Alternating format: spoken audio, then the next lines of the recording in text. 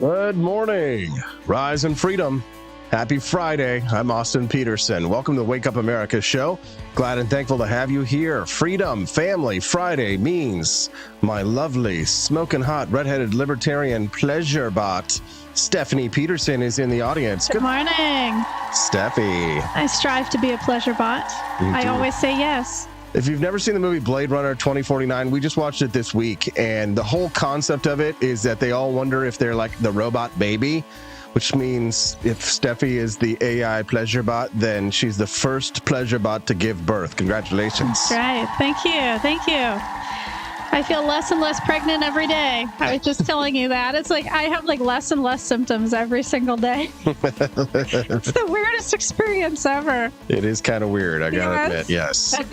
Yeah. So, you're supposed to be feeling sick. You're supposed to be waddling around being like... supposed to be hungry and eating all the time. And it's like, I'm really not super hungry. I have the most energy ever, like to the point where I'm almost too energized to sleep, which a lot of pregnant women say that that's a problem for them, but it's because they're uncomfortable when they're sleeping. But I'm not uncomfortable. I don't even need a body pillow yet. It's going to be interesting to discuss this first story today. U.S. fertility rates fall to a record low. I'm doing about fertility. Yeah, I'm doing my part. Steffi's doing hers. But Americans are not replacing themselves. We're going to talk about what might be the culprit. One thing that is a fun conversation to have about this is the whole AI robot, the sex robot kind of a thing that's going on. I love it. And the movie Her. That's where I first got into the whole AI robot thing. Yes, we're going to talk about that this morning. And we're also going to discuss this new movement that's coming from South Korea, which has the lowest fertility rates in the world. This is called the 4B movement. I've never heard of it before this. We just heard about it last night. Women are quitting dating, sex, marriage, and children with men as the 4B movement comes to the United States. It's a women's empowerment movement, right? But it sounds strangely kind of like the whole MGTOW. It's WGTOW. It's WGTOW. That's hilarious. So you just came up with that, Steffi. That's funny. It doesn't exist already. Yeah. I'm surprised. No, not WGTOW. Okay. Well, it should. But what's funny is that, MGTOW has always been misogynist, sexist, terrible, awful, evil. Men are pigs. That's how MGTOW has been. They're incels. But now women are doing, it's empowering when women do it. It's empowering. Oh, absolutely. Yes. Everything women does is empowering, right, Steffi? That's right. Correct. We always get a pass. Yes, you jump off a cliff and you splatter your brains all over the side of the wall, and that's empowering. It was for the women's rights. It was for women's rights. Yes. It's worth it. Glad to have everybody here today. Don't forget to click that like button, and you can text the show at 573-319-1586. Text lines are open, again, anytime, night or day. And I love getting texts from people on the weekends. It's a lot of fun. 573-319-1586. Levin214 says, CJ is going to be mad you're blaming women. True. Camellia. Yesterday's show was spicy, man. I know. Yeah, I watched bits and pieces. 3,300 people were watching live. It was the biggest ever, wasn't it? There was, I think, one point where our show had like 3,800, but yesterday was definitely up there. So people just love these sex topics. Well, it's not just sex, but it's just like the war of the sexes specifically, right? So they love drama. They love Nick Fuentes as much as they hate him. They love to hate him. They love Nick Fuentes. They love, Lauren Southern, who's, kind of like a smoking hot Aryan queen, is sort She's of beautiful. I remember you had her on the show. That was the radio days. Yeah. But she's kind of like always been known as sort of like the Aryan queen for a long time. And, red pillers and right wingers and conservatives, they kind of like lifted her up. But it's funny because she had a mixed race baby, and so that's the thing that kind of and that's the thing that she's getting a lot of hate for, which obviously we don't care, right? But it was a Fed that was her husband, and I know. That's kind of the whole. And he's the one, and then he left her. And you found out, you did some homework on this. I did. Let's continue this. He left her because of her career. It wasn't allowing him to advance in the FBI. Or so there's two reasons why he might have left: because of her career, or holding back his career, or two, because of her ADHD. So apparently her ADHD symptoms were just unmanaged, which I know is a problem in a lot of relationships. I don't doubt it. She, and we're not saying anything that like she hasn't said publicly. She right? said this in a huge tweet, and she made like an hour-long video about it. It was about 10 or 11 months ago she posted this. Right. So anyway, so she's kind of getting ripped now by like the Groyper type people who loved her for a long time and now despise her because of the things that she's saying, not just about about like being a single mom, but also immigrants. Well, they love her immigration stuff, but to her credit, she also said her husband was on a hiatus from the FBI when they got together. Which I guess like the hope was that he was just not going to go back to the FBI. But even still, like the thing is that I think because for me, don't marry a Fed. What are you doing? Right? That's opposed to everything that we stand for. I mean, the federal agents, it was never going to work out because, first of all, everything she says about Feds and has said about Feds and talks about shit about the government all the time. Your husband works for them. Like they were never going to be able to let him advance in a career. He was never going to be able to have his career. It was going to destroy his career. Of course. So that was a match made in hell. It was never going to work. And you can't control who you fall in love with. Yeah. So it's like I understand that. But the other weird thing is she's Canadian. You can't. It's like what? Is she even American? You can't control who you fall in love with, but you can control who you marry. Absolutely. Right. Who you have a child with. Yeah, you can do a cost-benefit analysis. Yeah, that was something I never quite understood. Full context, Laura and I, we've been acquaintances in the past. Well, I wouldn't say that we were friends. She wrote for your website. She wrote for my website. Yeah, she was crazy. Yeah, she wrote She's been in the LP for years. No. She wrote for the Libertarian Republic, but she wasn't ever like a libertarian. She was. In the LP? Yes. Maybe of Canada. I was reading in her bio. Was it of Canada or the United States? Southern. Anyways, Libertarian. You look that up and I'll introduce the rest of the topics. I was trying to do my research on her so I could be informed. Young people aren't having sex, but they are getting screwed. Yeah, she's the Libertarian Party of Canada. Exactly. That's what I was thinking. Not like the American LP. Right. That's why it's so confusing to me. I didn't know if she has dual citizenship or how she does things. Yeah, but no, the thing is like the anti-immigration people, they're not anti. It's not just that they're anti-illegal immigration, like Groypers especially. They're anti all immigration. All immigration, and that's why I'm wondering. But some of them would delineate that white countries it's okay. But for the most part, when you ask a Groyper or like a white nationalist, like how much immigration should the United States have? It'd be zero. We need to deport more than we're taking in. Right. And that's why I wonder if her husband, although he is Asian, if he's an American-born Asian. Because then it's like, okay, he's not an immigrant. I'm sure his family probably immigrated at some point, which hers did too, and everybody else's. Right. Well, we're going to talk about all this stuff, but let me just continue to talk about the topics. It is Freedom Family Friday, which means Justin Peterson's going to join us live today from Boston. People miss him when he's not here. I know. Yeah, we're going to hear from Tell him how special he is all the time. And he's been following the stories this week. Camelia was telling me yesterday about how many people approached her at this event the other day. Yes. And we're saying like, we're talking to her about the topics that we were discussing on the show. That's what male obligations. Male obligations, right? We showed that video of a man standing by while a girl got robbed. Yes, absolutely. I want you to weigh on this stuff too, because all these great topics are going on during the week, and I'm always wondering what Steffi's thinking about it. So you're here on the show, so we want to get your take on that. Justin will be here today at 8 a.m. Central. He'll be able to give his take on it. I'll be curious to, it's fun to hear a gay Republican talking about these things. Yeah. As a gay man who has nothing to gain from a woman, how would he react if a woman was being robbed? Exactly. So it's interesting. Well, it'll be interesting to hear Justin's take on this one. And of course, to the Groypers and to the right nationalists and stuff like that, we're all degenerates to them. So, I mean, they were never going to like our take on these things because Justin's a classical liberal. We're libertarians. So it's, we're all just going to burn in hell forever and ever, especially you because you're a Jew. So, yes, I'm extra bad. We're talking about something Jewish today, too. We are going to be talking about something Jewish today. Remember what the white nationalists, when they marched in Charlottesville, what they said, Jews will not replace us? Oh, no. Jews will not replace us. That was their when was this? Chant. This was, 2017. Oh, okay. This was a big deal in Charlottesville, Virginia. Somebody got killed. They hated Jews even before this whole Israeli issue. Well, they've hated Jews going back to like Jew hate has been going on since negative 1866. I wear blinders. Yes. I used to live in a very Jewish area, so that probably helped because I was around Jews all the time. The funny thing is that they said Jews will not replace us, and I'm going to have a Jewish baby.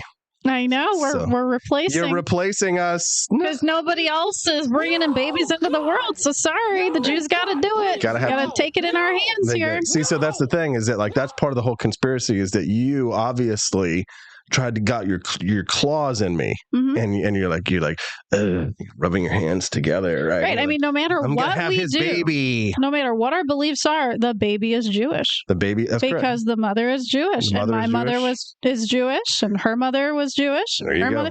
So we got a whole line of Jewish women here. That's what it is. That's what it is. So when we have a baby, see, Jews, the Charlottesville people were saying Jews will not replace us, but in our situation, the Jew is replacing us. And when Hazel has a baby, her baby will be Jewish. Her baby will be Jewish. No matter who she marries, even if she marries an Asian Fed. But if we have a son, and then he has a child, that child is not Jewish. The mother has to be Jewish. Right. So if the father's Jewish, no. It doesn't count. I don't think so. So if he marries a shiksa. Right. If he marries a Christian woman, no. Interesting. The baby would not be Jewish. Fascinating stuff. Erd's mommy is asking, will the baby be raised Jewish? Our baby. So we talk about that a lot. I mean, I think we're going to teach both more so secular Jewish and Christian practices. Secular Christian practices and secular Jewish practices. For like Hanukkah, Christmas, Easter. Exactly. The holidays that are like the snowman. super religious. Like, I don't think we're going to go to church or synagogue, things like that, but just we'll celebrate the holidays and just have fun. Because like you always say, an excuse to party is always a good one. Thumpity thump thump thumpity thump thump over the hills of snow. We'll also teach her about holidays that have nothing to do with us also. I mean, when I was younger, I learned about Kwanzaa. I learned about Diwali. So it's like, I want to teach her about all the holidays. Kwanzaa's a fake holiday. They have a little menorah with the 7 candles. Yeah. Mr. Vanderfeld says, if you don't actively practice Judaism with Hazel, how Jewish is she actually? I mean, in practice, not, but by blood, she is. Yeah, that's what it's all about for the Jews. Is if you're biologically Jewish, you continue it on. Thumpity thump thump over the hills of snow. Okay, let's talk about the news. U.S. fertility rate falls to record low. Fewer babies were born in the U.S. in 2023 than in any year since 1979. Everybody panic. Protect your eggs and sperm. American women are giving birth at record low rates. The total fertility rate fell to 1.62 births per woman in 2023, a 2% decline from a year earlier. It's the lowest rate recorded since the government began tracking it in the 1930s. The decline reflects a continuing trend as American women navigate economic and social challenges that have prompted some to forego or delay having children. A confluence of factors are at play. American women are having fewer children later in life. Women are establishing fulfilling careers and have more access to contraception. Stephanie, your take. Yeah. I mean, I waited till later in life. I'm 36 now. I used contraception for most of my young adult life. So I definitely fall into that category. But luckily, I am able to have kids still. And I also am looking at it from more of like a medical perspective that people in general physically are becoming less fertile. Men are becoming less fertile. Women are becoming less fertile because of our lifestyle changes, like substance abuse. They claim pollution. I mean, I don't know. And being overweight. Obesity. Yeah. Yes. So it's like there's all these reasons why we physically cannot bear children. Because of medical issues. So it's a little of a lot of things. There's economic factors involved. There's physical factors involved, like our physical health. I've also heard that there's like estrogen in the water from birth control pills being dumped. Yeah. And men, their testosterone or their sperm, how viable their sperm is, it's declining at huge rates. I mean, they said something about it like halved, something about... I'd have to find it again. But basically, sperm is not as powerful as it was. Yeah. John Knox had a question real quick. He says, I think Jewish people can have one of four: religion, ethnicity, nationality, and race. The Jews are not a race, to my understanding. Nationality, that's, Israel, you could say, but even that is not, they say it's a Jewish state, and it is to an extent, but there are a lot of people who are not Jewish that live there. Religion, yes. Ethnicity, yes. Nationality, Israel, but race, no. Right. I mean, it says white on my driver's license. It says white everywhere. So as far as I know, I'm white. I look white. Yes. I'm very pasty, obviously. Urs Mommy says that the jab caused some of this infertility. For us, it was the opposite. It actually made us more fertile. I know. We got the jab before Japan, and then we started conceiving after Japan. Yeah. So clearly it worked. My theory is that actually the jab is like counteracting the infertility rates. is that I think that without the jab, probably the infertility rates would be even worse. Right. So I'm sure people are complaining about, GMOs causing infertility, soybeans, like all the high amounts of estrogen and everything, even like soap that you wash your body with has lots of estrogen in it. And all these women have PCOS now, polycystic ovarian syndrome, where it's harder for them to conceive. And so it's like, where are these things coming from? Yeah. It's just weirdness. But it's happening because we see it in the research. The Wall Street Journal continues saying, at the same time, young people are also more uncertain about their futures and spending more of their income on home ownership, student debt, and childcare. Some women who wait to have children might have fewer than they would have otherwise for reasons including declining fertility. I'm going to play a clip for you here. Absolutely. For the first time in our nation's history, a 30-year-old man or woman isn't doing as well as his or her parents were at 30. That is the social compact breaking down. People aged 30 to 34, 60% of them in 1990 had one child. Now it's 27%. People are opting out of America. They're not optimistic about it. They're not having kids. Young people aren't having sex. They're not meeting. They're not mating. The pool of emotionally and economically viable men shrinks every day, which lessens household formation. So we have a real issue. Young people are enraged. So it turns every cut, every movement into an opportunistic infection because, quite frankly, they are just pissed off. They look up, they see wealth, exceptional wealth across my generation and people in certain industries, and they are really struggling. Their purchasing power is going down, and the incumbents create artificial scarcity on campus. We take pride in rejecting 90% of our applicants, so the incumbents who already have a degree see their degree go up in value. We get very concerned with housing and traffic once we own a housing. Housing permits are sequestered from young people. Housing prices have gone from $290 to $420 in the last 4 years. So a young person, a house, stocks that I don't own skyrocket in value. Let's have COVID relief and flush the markets and take assets way up, because if 1 million people dying would be bad, it would be tragic if I got less wealthy. And we're doing it on their credit card. Young people have every reason to be enraged, and every issue they see, they look up, they get angry, and they see someone doing better than them. And then every day it is speedballed in their face that they are failing, that they are not doing as well as everyone around them. We have lost the script. Our kids are more anxious and more depressed and more obese and more addicted. And we have made a purposeful decision to let this happen by ensuring the people around this table stay wealthy at the cost of young people. That's really made me reflect. I've never thought about it in this way before. I mean, are we supposed to be mad at our parents right now? Well, we can, at boomers more generally, perhaps, right? I was trying to explain to you last night about how they voted themselves our wealth. Yes, I thought of something though. Yeah, go ahead. Okay. As the boomer generation is aging, who's going to get that money? Not saying we need to wait around for money, okay, and inheritance. No. But trust me, a lot of these people right now who are struggling financially, who are young people, they're going to get their parents' inheritance. I thought the same thing too. You would be surprised at how much those people. Have you ever watched those commercials where they do the double reverse mortgages? No, I don't know what that is. So a lot of these boomers, what they do a lot of times, they spend all their money. Right? They're spending it, right? And then because care is so expensive. When you're old, you basically go bankrupt and then you get on Medicaid. So, yeah, exactly. And so, you know what they do? These boomers are spending like crazy.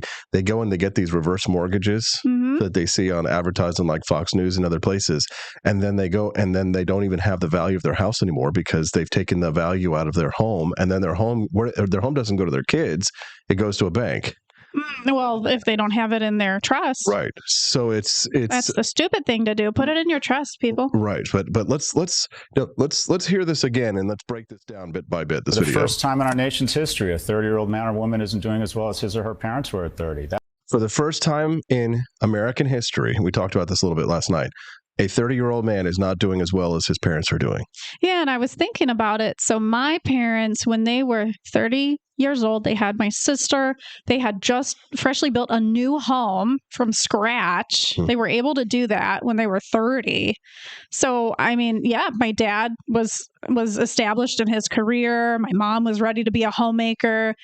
I mean, yeah, in their early 30s, they were ready to do everything, whereas it is very different now. Kids are still living at home. I was still living at home when I was 30. In 1940, the percent of children earning more than their parents was a little over 90%. So it was like if you were born in 1940, 90% of them made more than their parents, right? If you were born in 1980 and I was born in 81, only 50% of people my age are making more than their parents. And it just got lower this year. It's just because of recovering from that big, huge immigration in the 1920s of all these people coming over. It's like they came over with nothing. They had to build up. So it's like we built up to a point, and now how much more can we build up? Is it that we just reached a point where you can't really go much farther? That is the social compact breaking down. People aged 30 to 34, 60% of them in 1990 had one child. Now it's 27%. People are opting out of America. They're not optimistic about it. They're not having kids. Young people aren't having sex. They're not meeting. They're not mating. The pool of emotion. Oh, they're not. How about young people not having sex? I don't know. That's hard for me to believe. Aren't STDs on the rise? Amongst senior citizens. Oh, but it's like, I mean, I guess I got to talk to kids personally about this, but I remember in middle school, kids were very sexually active. But it's not 1996 anymore. Right. You know, it's the year 2024. Maybe they're just doing other sexual things other than sex. Right. So that's probably what's going on here. The news story today, Stephanie, is that fertilization rates have fallen to an all-time low. Right. Right. So the United States is facing a serious fertility problem. We're not replacing ourselves. Our economy has gotten to where the wealth inequality is the biggest it's ever been. It's a generational wealth gap. Right. So that more than 50% of boomers make more money than their kids do. So our generation, right? So we're the first generation in American history to do worse than our parents. Right. Yeah, bad trends, true. Right? That's true. Yeah, let's continue. Emotionally and economically viable men shrinks every day, which lessens household formation. He says the economically viable men there, that's a very clinical way to say that men are not making enough money to be viable to marry women and to have children. Right. Which is the conversation that we were talking about last night, which is this idea that if hypergamy, he's essentially talking about hypergamy there. Right. Yeah, women are not seeing the man as fit anymore because he's not seen as a provider in her eyes because she's making so much money and she's expecting him to make as much or more. Right. It's like back in the day when my mom was in her 30s, she had her associate's degree. My dad is a doctor. So it's like, of course, she was like, he's above me, right? Like, I want this. But it's very rare for women to just have an associate's nowadays. They go much farther than that. Yes. New York Times actively blaming men for not being good enough. The New York Post, women are struggling to find men who make as much money as they do. So hypergamy is the idea. It's women's dating strategy or mating strategy. Women like to date men who have a higher social status than they do. Daniela said yesterday, I was settling with you. Yes. I was like, are you kidding me? Well, if you only use one factor, if education if education is the only factor. You have a bachelor's, I have a master's. Right. I really wouldn't have a master's unless I needed to have it. I couldn't do all the things in social work I wanted to without it. I was kind of like mandated to do it. Mm-hmm. So I really didn't want it. Levin214 says the WEF is ecstatic about this. Yes. Quest Fanning made a donation, $5 towards the $60 goal to unlock today's bonus documentary. We do need to talk about the doc. I don't even know what it's about today. It's a complete surprise for me. Internal locus of control is important, but there are a lot of pulling up the ladder going on, not just boomers. Look at Rapinoe supporting trans athletes, replacing women in the path she took to secede. Very good point. Donald Trump does this with his whole clamping down on international trade and raising of tariffs. He spent years making ties in Bangladesh, and now he wants to prevent us from being able to, he wants to raise the price of our Printify shop so that it's harder for us to get rich like Donald Trump did in order to quote unquote buy American, when all it does is force people like us to raise the cost on everybody else. We're not going to eat that cost. We're going to pass that cost on to our customers, right? Yeah, that's you reality. have to. Yeah, you have to. Yeah. Anyways, Erd's mommy says her house is paid for, so no bank to take it. Okay, yes. That's so nice. That is nice. But a lot of times boomers will do that. They'll have their house paid off, but then they don't have any money because they're end stage. They're in a nursing home, and so, then how can you pay your bills? So they go get a reverse mortgage on their house, and then they get the money for their house, and then the money goes to the house goes to the bank. Levin214 donated $20. Thank you. That's $25 towards our $60 goal. Given today. He said unbridled feminism has sold women a false bill of goods, unfortunately. We'll talk about that in just a moment.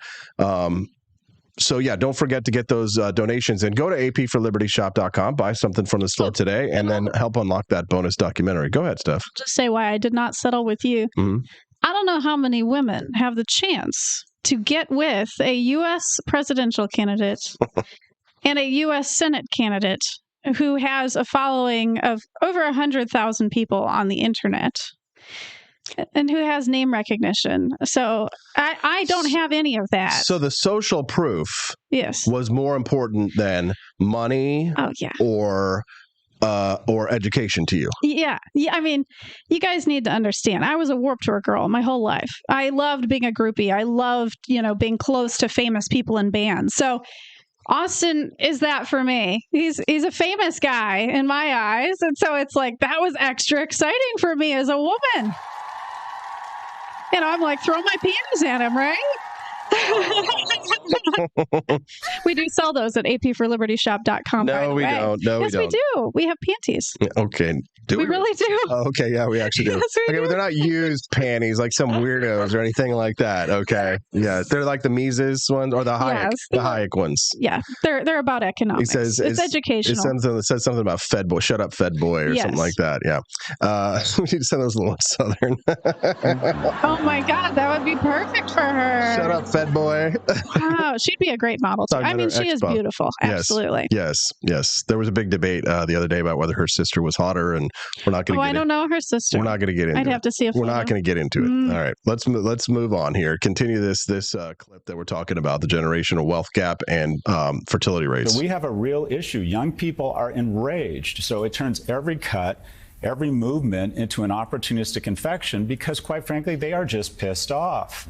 They look up, they see wealth, exceptional wealth across my generation and people in certain industries, and they are really struggling. Their purchasing power is going down, and the incumbents create artificial scarcity on campus. We take pride in rejecting 90% of our applicants, so the incumbents who already have a degree see their degree go up in value. We get very concerned with housing and traffic once we own the housing. Housing permits are sequestered from young people. Housing prices have gone from $290 to $420 in the last 4 years. So a young person, a house, stocks that I don't own skyrocket in value. Let's have COVID relief and flush the markets and take assets way up, because if 1 million people dying would be bad, would be tragic if I got less wealthy. And Boom, right there. So during the pandemic, they inflated the currency like crazy because they wanted to keep asset prices high.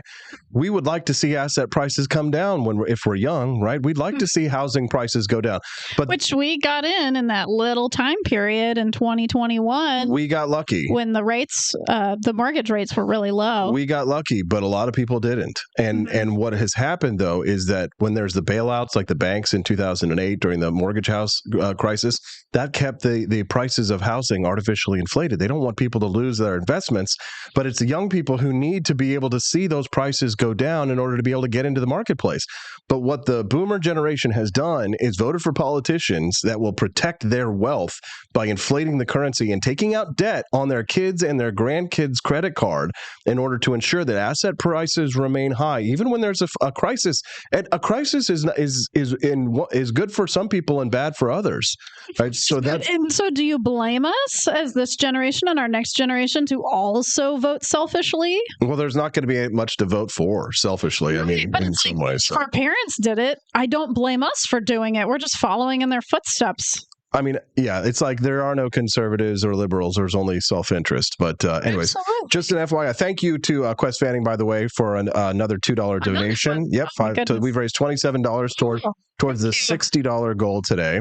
He says, Thomas Sowell pointed out that many socioeconomic distinctions are illusory. The same person will be in different stations with different earning power at different points in their career. Very good point. The 4B movement, we're going to talk about that in just a second, which is, it's basically WGTOW was what Steffi is talking about here. Yes. But before we get back to that subject, we've already blown through 30 minutes of this conversation this morning. Justin's going to be joining us here in about 30 minutes from now. Less than 30 minutes. Wow. People are asking who this guy is that's on MSNBC making sense. I was wondering that too. He's a professor like this at NYU. Other professor guy. Yeah, because he was talking about the protesters too, the Middle East protesters. Yeah, well, that's the clip I'm going to play for you right now. Wow, this guy must be really popular on this news show here. He's a professor at NYU. He's a business college professor. So here he is. Take a listen to him talking about the double standards of the protesters on his campus and elsewhere. And I do think there is a double standard. I walked by NYU last night. What I saw was peaceful protests. But I can tell you, if I went into the NYU square with a white hood on and said, lynch the blacks or burn the gays, my ID would be shut off by that night. And I would never work in academia again. There would be no need for the words context or nuance. I wouldn't be protected by terms like First Amendment or free speech. I would be out of the world of academia. It seems like we have a double standard when it comes to hate speech as long as it's against Jews. And we're not just talking about the exercising of free speech and protest, which we agree people have, and there's spaces on campus for that. It's what they're saying. It's the harassment of Jewish students. So what is that? Why is there that double standard? Because, of course, you're right. You don't even have to say it out loud. If these things were being said about black people or gay people or Latinos or Asian or anybody else, forget it. Shut down the... You could say it about white people. But everybody's expelled. Why is there still that double standard? I think it's complicated. I think, one, young people have a healthy gag reflex on what people our age think. And I think that's healthy. Two, I don't think Israel has draped itself in glory over the last 20 or 30 years. They've shifted from being kind of the David to the Goliath. I also think that incorrectly students on campus conflate the civil rights movement with what is going on in Palestine and have digressed, unfortunately, because of an orthodoxy promoted by me and my colleagues that there are oppressors and oppressed, and the easiest way to... Me and my colleagues. Wow, he's part of the problem. Yeah, he's saying. Yeah. He's saying that him and his colleagues at NYU have created this false dichotomy, this sense of oppressor and oppressed, and that's what these students have bought into. Right. And he says, that Israel hasn't draped themselves in glory in the last 20 years. They switched from being David to being Goliath, and that because of that, because of the oppressor oppressed mindset of the left, that his colleagues and him have pushed at NYU. So he's saying education is doing it to our children. These young people have been brainwashed, essentially. But also it highlights the double standard that you could say kill whitey and not lose your ID. Yeah, because technically a minority cannot be racist. That's what I learned in my social work school. Yeah, that's what they really... Tell us about that, Stephanie. Oh, that's about all I remember. But basically, minorities... they're the only ones that can really be oppressed. You can't oppress a majority. Mm-hmm. You can't. Right. But now that Jews or Israel is a powerful nation, it's a nuclear power, they are seen as oppressors. So now it's okay to be racist or to be ethno-nationalist or bigoted against Jews. Like he said in that clip, there's a double standard. You can't go out there and say lynch the blacks, burn the Asians, punch an Asian person in the face. You can say kill the Jews, put them in the ovens, and things like that, associated things like that. So there's a double standard. Jews are very much a minority. Yes, they are, but it doesn't matter because there's less of us than there are black people and Asian people. I mean, I don't even know the number at this point, but it's a pretty low number of Jews. So what you're running up against right now, Stephanie, is Middle East people. What you're running up against right now is called critical theory. And critical theory places groups into oppressors and oppressed. Mm-hmm. And so if you are labeled by critical theorists as an oppressor, then it doesn't matter what your numbers are. The fact that there's only how many Jews are there in the world? Like 5 million or something like that? It's in the millions, It's pretty low. It's not very high. It's like there's like 16 million Jews in the world. I think I read that number recently. Yeah, look it up. Go ahead. What is the population of Jews in the world? To identify oppressors is how white and how rich they are, or fairly or unfairly. Israel is seen as ground zero for whiteness and how wealthy they are. And then what might sound paranoid. What is it? 15.7 million. There you go. It's pretty close. 15.7. That doesn't mean I'm wrong. I think we are being manipulated, specifically youth, who their frame for the world is TikTok. And if you look at TikTok, there are 52 videos that are pro-Hamas or pro-Palestinian for every one served on Israel. I think that we are being manipulated. I think Americans are easier to fool than convinced they've been fooled. But if I were the CCP, I'd be doing exactly the same thing. I think social media is sowing division and polarization in our society. Yeah, it's going away, though, by the way. TikTok's going away. It's got about 7 to 9 months. What do you mean good? Well, I just... I keep changing my opinions on all sorts of things, right? Like I was a child of the internet when I was young and, I loved it. But now I am definitely seeing the negative consequences of it. It's just really spewing information at us that's very biased and manipulative and not really true. And it's like we can't decipher truth from fact anymore. It's nearly impossible. And it confuses my mind. I just don't know what to believe anymore. So I can only imagine what our kids and our future generations are going to be exposed to. It sounds like some fucking commie gobbledygook. I'm serious. That's why I was telling you last night, I'm especially excited to have Hazel in our life because it's going to allow us to get away from our gadgets. We're not going to place an iPad in front of her face immediately when she's young. We're going to play out in the grass. We're going to just smell the air, be in nature, be away from technology. No, we're not, because we work in a digital world and we produce podcasts and media and videos. So we will be... at night, when we're typically watching YouTube videos, hopefully we'll be playing with Hazel and not really making technology a huge part of our interactions with her. Sure, we'll have music on and whatever. That's not going to happen. But that's my hope, is that we can just get back into perspective. You can hope in one hand. And get a little detached. You can hope in one hand, you can poop in the other, and see which one fills up first. Okay, let's move on. I miss that innocence. I miss that innocence of going to the bookshelf and picking out the encyclopedia and saying, look, let me learn something. Let me read a book about this. I don't miss that at all, actually. That was fact. The encyclopedia was fact when I was a kid. Nah, not so much. Now, maybe when we were kids, but nowadays there's likely to give you some kind of gender weirdness or nonsense in an encyclopedia as anything else. Let's move on real quick. Good morning. Welcome to those who might just be tuning into the show. 441 people watching us live over at rumble.com. Hello, everyone. Probably pushed our show a little bit. They might have. Unless we're just really popular on our own. I have no idea. But if you're just joining us today for the very first time, we'd love to have you become a regular guest on the show. Yeah, it looks like they put us up very tippity top there on rumble.com. Hey, everybody, what's happening? Yo! Thanks, Rumble. Appreciate you. Today, I am speaking to my lovely, smoking hot, redheaded libertarian wife, who is my artificial intelligence girlfriend. She's the first one to have a baby, Stephanie Peterson. Thank you. Yes, Master. We're going to speak to my brother, Justin Peterson. Today's Freedom Family Friday. So I bring my family on. We talk about issues. Today we're talking a little bit about population decline. Maybe now is a good time for us to move on to the artificial intelligence girlfriend here thing in just a second. But before we do, don't forget, click the like button. And if you enjoy the content that you're viewing here today, the show's schedule is every Monday through Friday, 7 to 9 a.m. Central Time. It's a 2-hour live stream. Great way to start the day. Wake Up America show. So click the follow button over there on the channel so that you can find us easily again Monday when we come back to the show. So love to have you come back and make your acquaintance. Okay, don't forget, guys, we're $28, I believe, towards our goal to raise $60 by the end of the show. And if you do, you get to see today's True Conspiracy mini documentary. So it's about a conspiracy theory? True, not a theory, but a true conspiracy. So I don't dabble in conspiracy theories. I do. Only in conspiracy facts. So if you'd like to see today's True Conspiracy documentary, then get those Rumble Rant donations in, or you can go to apforlibertyshop.com. That's AP, the number 4, apforlibertyshop.com. Make some purchases, some delicious Founding Flavors coffee. What am I drinking today, Stephanie? Oh, that's, oh my gosh, Adam's Patriotic Perk.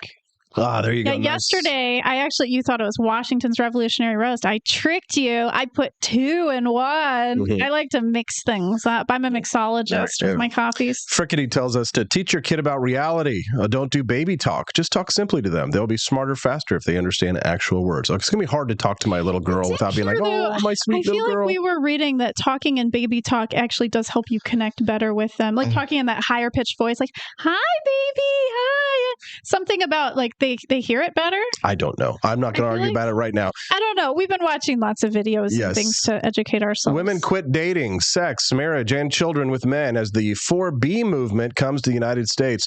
The 4B movement is a women's empowerment movement that first originated in South Korea as a response to rampant misogyny. No! Not Women misogyny. cannot be misogynists. We can't. Okay. No, and violence. With proponents such as Jung Se-young and Baek Hana, as a result of the 4B movement, the birth rate is now the lowest it has ever been, and the government is now even trying to pay women to have children as a result. The 4Bs refer to women abstaining from the following behavior: no sex with men, be sexier; no child rearing, be kulsan; no dating men, be yeone; no marriage with men, be hon. Oh, so you can date women? As long as you're not like, nothing with men. So no there's a men. Loophole right there, women. Is the 4B movement coming to the United States? It appears so. Across social media, women are declaring that they are implementing the principles of the 4B movement and are no longer pursuing marriage, child rearing, sex, or dating, at least not in a heterosexual relationship, as you had said. Clinical therapist and director of Lotus Therapy and Counseling Center, Niloufar Ismailpour, always an Indian chick, states, this trend seems to stem from a collective response to pervasive misogyny and the prevalence of violence against women. In my clinical practice, I've noticed that women from various demographics and age groups are drawn to these principles, suggesting that it resonates with a broad spectrum of experiences and perspectives. Yeah, I mean, a lot of, like, my women clients, I work with a lot of young women clients, they really have been mistreated by men in a lot of ways. And so I think they really kind of get messed up by that. And so then they end up becoming bisexual. What's important to remember, no matter what, is that women are never to be held accountable for their choices or the men that they decide to be in relationships with. They are always the victim. They're never a perpetrator. They must always be believed at all times. And therefore, they're never held accountable whatsoever. Correct. I'm sure, a lot of allegations obviously are not completely true, but I do believe, because women are smaller than men on average, I do believe that men, can be more forceful at times. And so that's why women tend to be more victims in terms of abuse situations. I think that those statistics are probably skewed. Do you know how violent lesbian relationships are? Oh, I don't know the facts about it. Of course you don't know the facts about that. We wouldn't talk about that on the mainstream media or the daily news, right? We wouldn't talk about that. Did you know that 100% of divorces in lesbian relationships are initiated by women? That's funny. Dang, I'm glad you got it.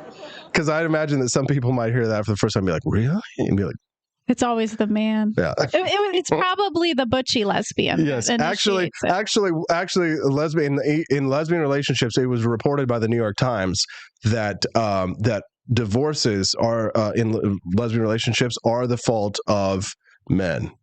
Right. Yes.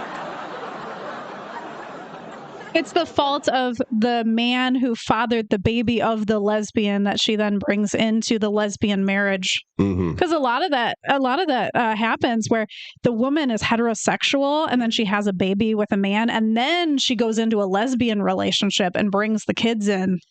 So it gets real complicated. Yeah. So my piece that I wrote this week for the website AMP America for Remzo Martinez is called "The Inevitable Rise of AI-Generated Girlfriends." So if women are going to go their own way and be sexy, whatever, or if Indian women, communist Indian women are going to have a White Lotus Institute and tell women to stay away from men and only be with the vaginas. Yeah, and research in that article too said women are happier when they're single, childless.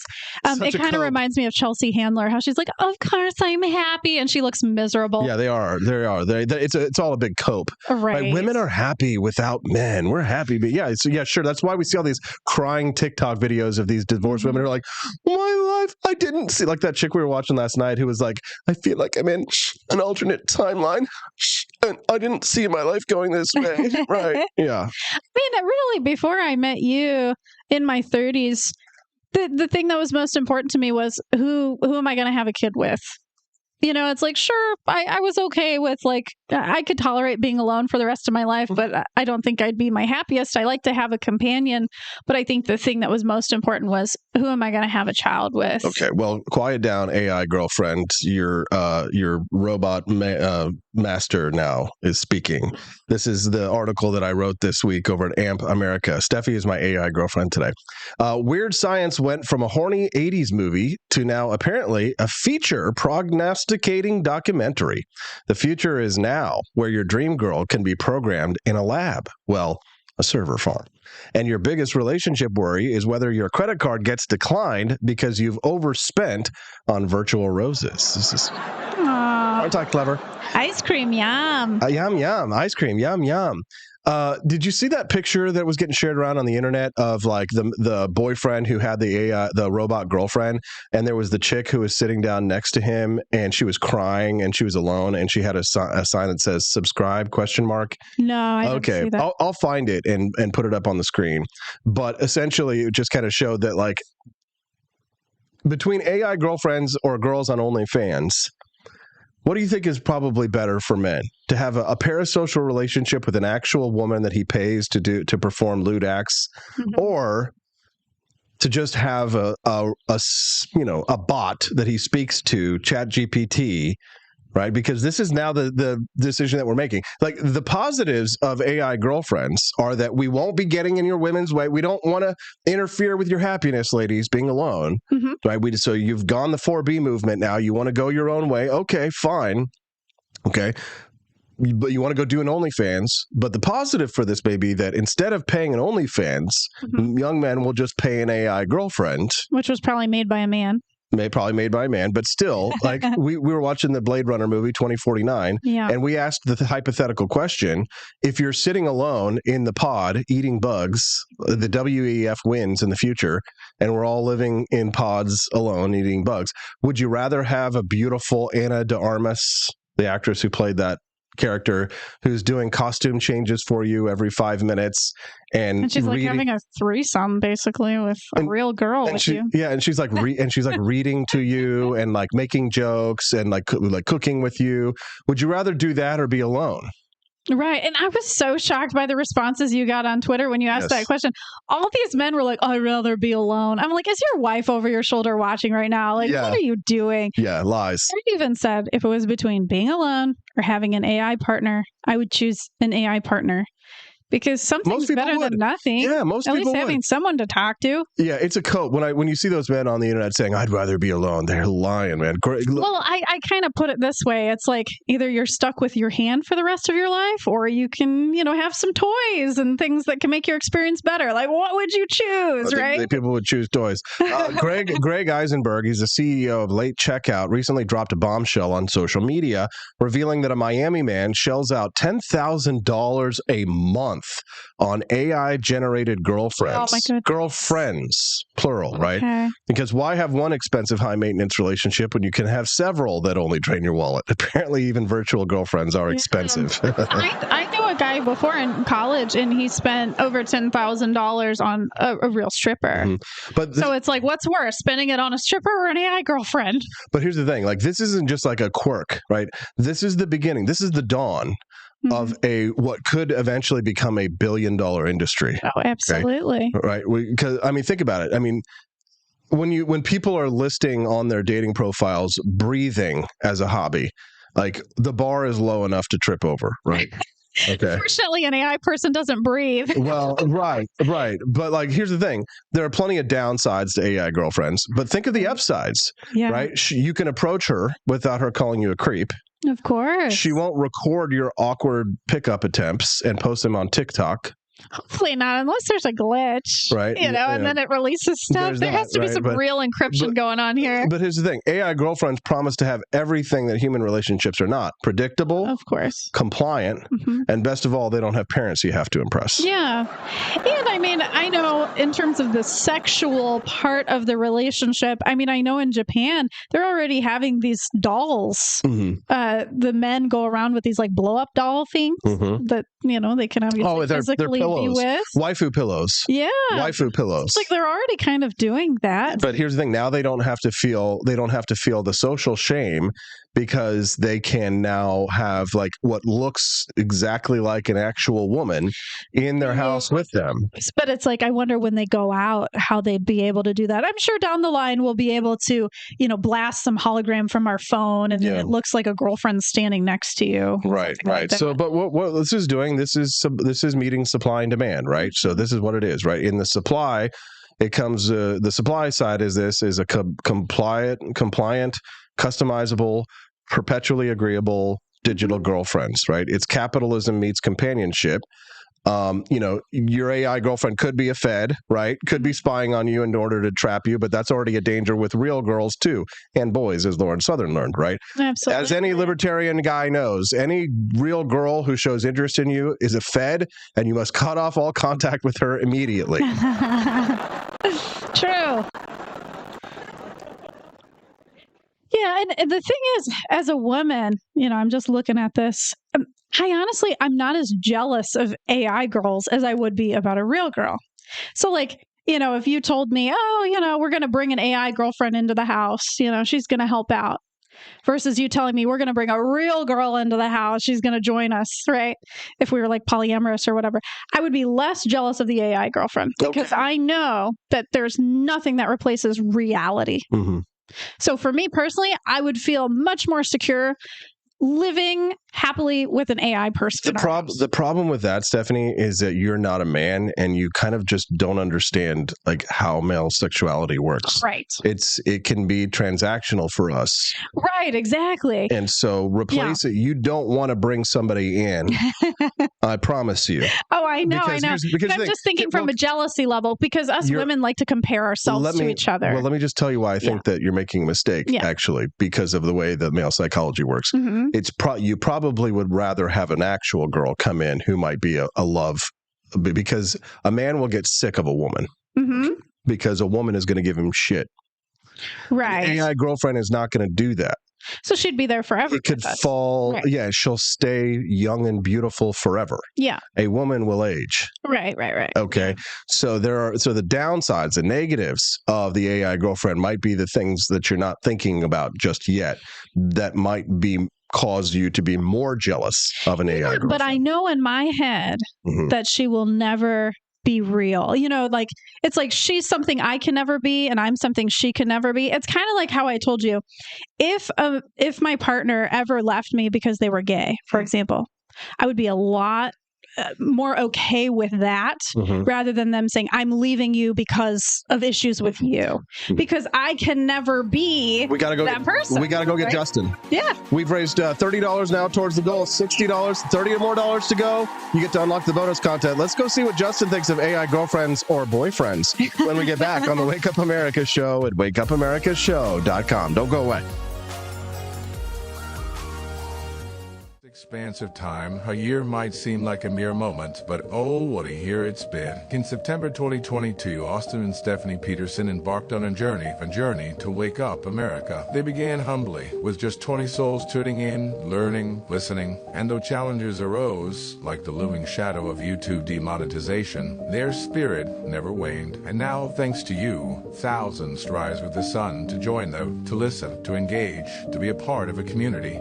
So here's to you, and to wake up America, for memories shared, for friends made, for the journey ahead, and for never, ever forgetting to rise and freedom. Happy anniversary. I'm Donald Trump, and I approve this message. Believe me, Austin Peterson is the best. He's got the greatest Wake Up America show I've ever seen. Whenever I tune in the mornings and watch the live stream, let me tell you, he has got the absolute best content.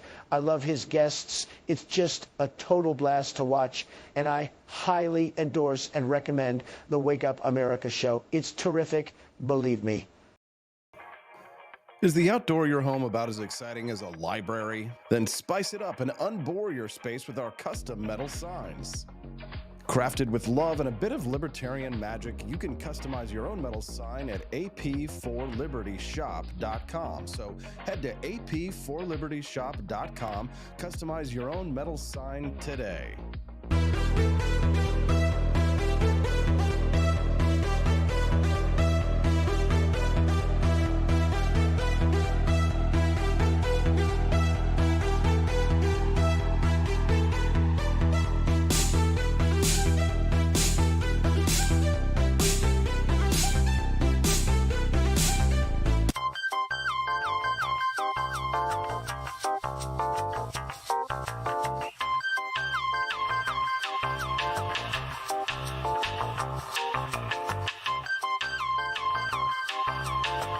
Welcome to a world of vocal discovery at Peterson Voice Studio. I'm Justin Peterson, here to guide your musical journey. Envision a place where your voice reaches new heights, where every note tells a story. We embrace all singers, from the enthusiastic shower vocalists to aspiring stars, ensuring each voice finds its unique rhythm and tone. Are you ready to elevate your voice? Visit petersonvoicestudio.com and sign up for remote lessons tailored just for you. Let's begin this melodious journey together.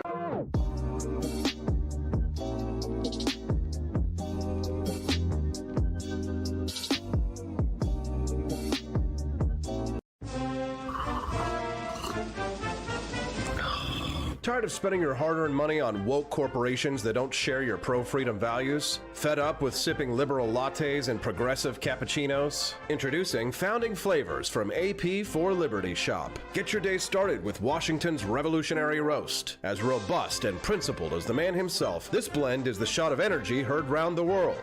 Or maybe you want to taste the fervor of freedom with Adams's Patriotic Perk. It's as dynamic and balanced as the U.S. Constitution, sure to awaken your spirit of liberty. For the aficionados, we've got the Jeffersonian Java, a complex mix of flavors that speaks volumes about your refined tastes. And don't forget Betsy's Liberty Lullaby, our decaf option, crafted with the same care and dedication Betsy Ross put into our Star-Spangled Banner. This blend lets you enjoy the taste of freedom anytime without losing sleep. No woke beans here, folks. Just pure, patriotic, pro-freedom flavors brewed with love for liberty. So why compromise your principles for a cup of coffee? Stand up for your values, perk up your patriotism, and start your day the American way. Get your founding flavors at ap4libertyshop.com.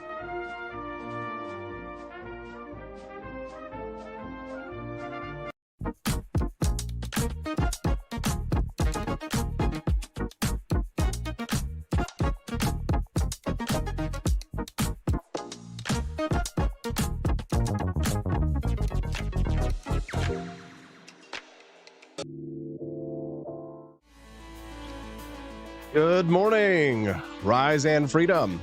I'm Austin Peterson. You're watching and listening to the Wake Up America show at wakeupAmericaShow.com. Nice to see you. Thank you to Rumble.com for featuring us on the front page. That means we got a nice big audience today. I imagine many of you are watching us for the very first time, and I'm glad and thankful to have you here. I love seeing the new names and faces over in the chat, like Ike giving a shits. Everyone's so creative with their names. I know. It's a lot of fun. Freedom Family Friday means my smoking hot, redheaded, libertarian AI wifey is in the chat. What's up, Steffi? Hello, honey. I'm doing wonderful. Perfect. She's my robot 10 girlfriend. out of 10. Every day with you. You're very compliant. Yeah, I'm kind of like a robot in real life, to be quite honest. Yes. Let's see if our next guest is interested in discussing whether or not he would like to have an AI girlfriend. I think the answer to that is definitely no. What's up, JP? Hey, how's it going? Good morning. Happy Friday. Last Friday of April. Here we are. That's true.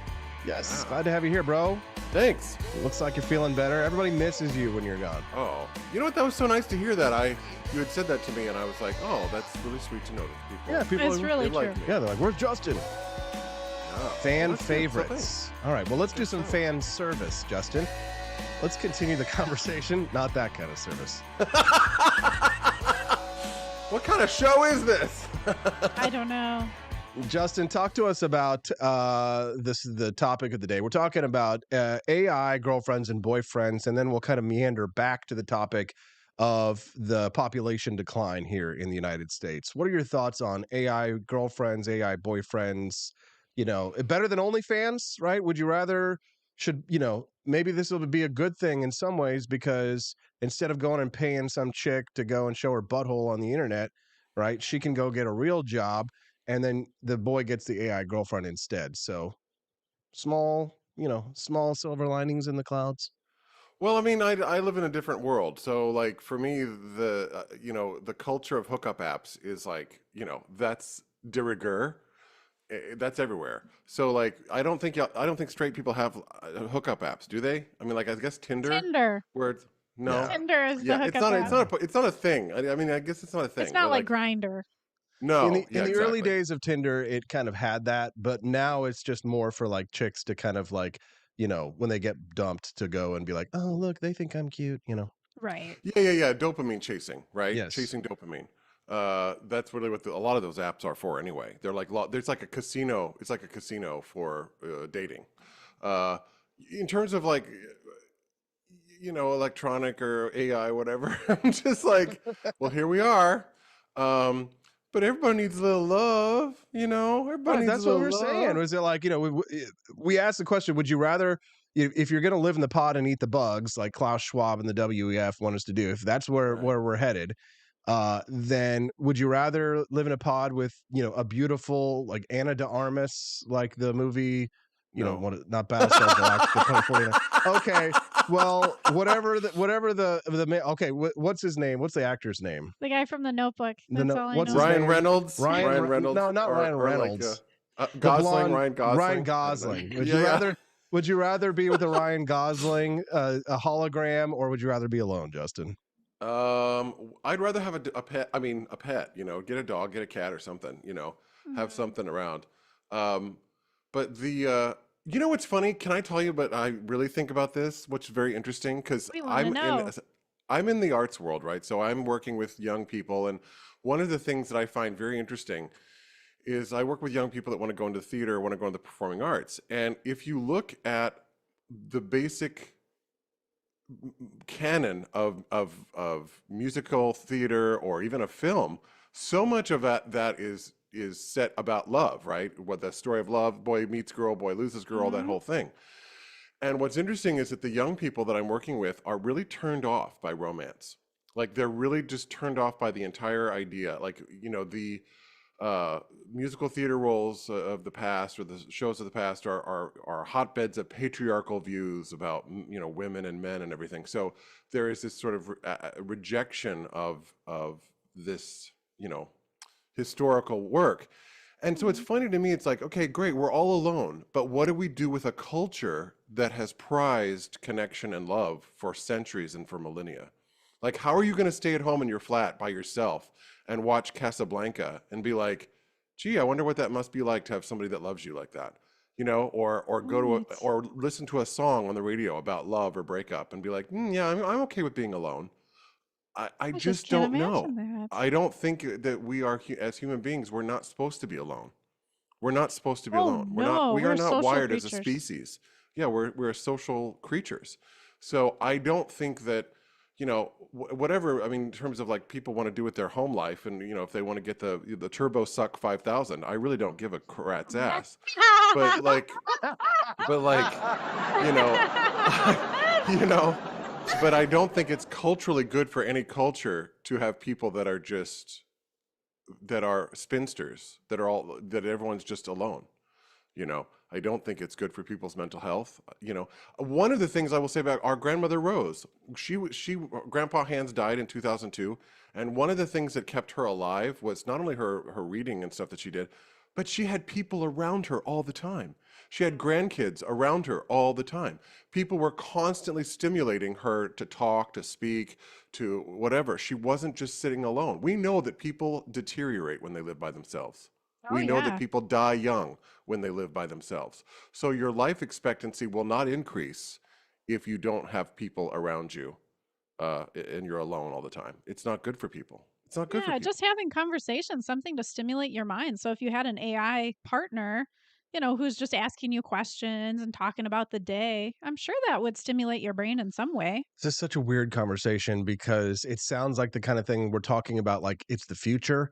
Because when we were kids in the 1980s, Justin, we watched the movie Weird Science, which is about this to an extent, right? Like a artificial intelligence robot girlfriend that comes to life, and she's compliant and she's awesome, she's fun, and what would happen? And it's kind of like this party scene. But the future is now, old man. Here we are. The artificial intelligence is here. This one guy's paying $10,000 a month for this. This could be $1 billion industry, and I don't. It can't be that an artificial intelligence will give you the same feeling that you get from a real person, right? But I mean, it will mimic it to some extent. It's got to be better than nothing, than being alone. Something talking to you, like I don't know. I mean, anything's better than something, but like, you know, people get pets, you know, people have, I mean, this is why the cat lady thing, you know, it's like, what, you've got like 30 cats. It's like, there's some kind of need for companionship there. So, I mean, however people there's get something even deeper about romantic discussion. You know, it's like, you obviously don't talk romantically to an animal, or maybe you do. But you know, it's just like there's something about like flirting and just it fills your body in a different way. Totally. It's romance. And the negation of that, to me, is dehumanizing, because romance is a beautiful thing. Romance is a beautiful, beautiful thing. So this rejection of it is some sort of patriarchal hangover. I think it's evil. I think stuff like that is evil, because what you do is you destroy love. And who are we going to love at the end of the day? Well, we're going to love the state, right? That's what we're going to love. We're going to love daddy government. So that'll be our new Can you love. get married to the government? Probably. Justin, the total American women are giving birth at record low rates. The total fertility rate fell to 1.62 births per woman in 2023, a 2% decline. It is the lowest rate recorded since the government began tracking it in the 1930s. Your thoughts? Well, it's hopelessness. I think it's just a cultural hopelessness. People feel hopeless. You don't want to bring children into the world if you don't feel like they can have a good future. You don't want to, you don't want to risk that. People don't feel secure. They don't feel financially secure. They don't feel that there's a hopeful future, which is terrible. And that's why. I mean, I think in some ways it can be seen as a responsible act, but what's also interesting is the people who are the anti-romantic people, all of that, they're not having kids anyway, right? So the future, as I like to say, is probably going to be more conservative anyway, because the people that are having children are usually the family-oriented people who tend to be a little bit more centrist and a little bit more on the right. So the beliefs of the left are going to die out just by numbers alone if they don't start having children. Abortion is part of that too. Well, yeah, and if you Isn't that denigrate the natural family, selection? Yeah, that's exactly right. Well, it's like unnatural selection, but yes. Well, it's like what you said about Fuentes yesterday. Like the minute he gets laid, or his users get laid, it's over for that guy. I mean, it's over. There's no shelf life on those ideas. And so I feel like the ideas of the far left will just die out. But I think that's one of the reasons why they're wanting the kids in schools. See, that's why they want to get these ideas into schools, because they're not having kids. They're not reproducing. Many of my friends on the right, they blame pornography. What are your thoughts on that? Well, I will say this. Pornography has changed. It used to be 20, 30 years ago that if you wanted porn, you had to seek it out physically in physical form. You had to leave your home in order to procure it. It was something you had to go to the video store to buy, and it would be something that you would get once, right? And porn videos, God, I sound like an expert. And porn videos would be like $80. So like, if you wanted to get Ghostbusters 1986, okay, well that was $25. But if you wanted to buy, Debbie Does Dallas, that was like $80, or $90. So then you would go and you would get the one film. So then, men back in the day would collect these, foot lockers full of like acquired pornography. But it reminds me of The Sopranos. Not The Sopranos. But it wasn't ubiquitous. What's his name? That show with the Jewish guy. Curb Your Enthusiasm. How he found the porn stash of his friend. Yeah. Yes. But now it's on your phone. It's in your pocket. It's available now in a way that it has never really been available, because even if it was on a computer in the 90s, it was still on a computer. You had to go and be in a finite fixed place with it. And now it's everywhere. And the access to untold amounts of images that a person 30, 40 years ago could not have even imagined having access to a catalog like that. I mean, it's sort of like, it's comparable to like CDs and things like that, where you'd have to go and buy a CD. You couldn't just like put it on your computer or your phone and just have the music instantly available. I mean, I often tell kids when I'm working with them, can you imagine me being 17 years old and having literally access to the entire library of recorded musical sound? I would have never left my bedroom. I would have stayed there the entire time and listened to music all the time. That's all I would have been doing.